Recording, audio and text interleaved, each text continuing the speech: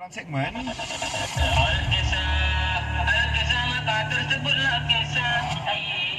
Okey, Alkisah ni ada seorang budak kecil ni. Ini bukan cerita awak sebenarnya. Okey. Sekali lagi saya ingatkan Why? kepada awak sendiri ya. Sebenarnya bukan soalan tu saya nak terus pada awak. Ya, Saya okey, takut nanti cerita. orang marah saya. Tak adalah awak ni. Awak sebenarnya tak pernah terasa hati dengan saya kan? Banyaklah.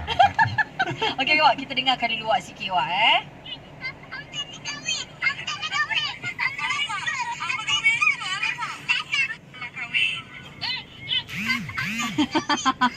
Kenapa dia tu? Budak ni kan kita ada main dekat Instagram kan, main filter-filter yang ada tanya. soalan apa semua tu Ya, bilakah kita akan kahwin? Oh, filter dia pakai yang tu lah. Jadi letakkan kepala budak tu. Bila patutnya kita akan berkahwin, tahu bila? Budak tu dah nampak bila nak kahwin.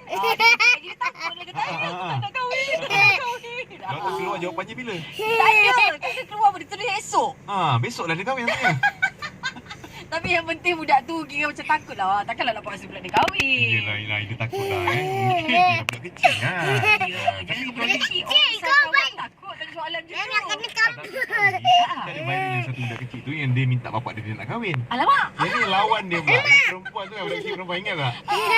Ayah, tolonglah nak kahwin. Ah. Tak boleh. Yang ni yang lelaki tak nak kahwin, tak nak kahwin. Yelah, nampak gaya macam budak-budak kalau perempuan beria-ria nak kahwin awal Kalau lelaki ni, budak kecil lelaki ni dia kata tak nak kahwin. Ya, so budak kecil kan, dia orang main pondok-pondok mungkin. Ya, jadi kalau untuk sinari yang kita kalau nak tengok video tu memang lucu sangat. Boleh tengok dekat Sina_my. Okey, saya nak kongsikan selepas ni cerita yang tengah viral juga ni pasal kejadian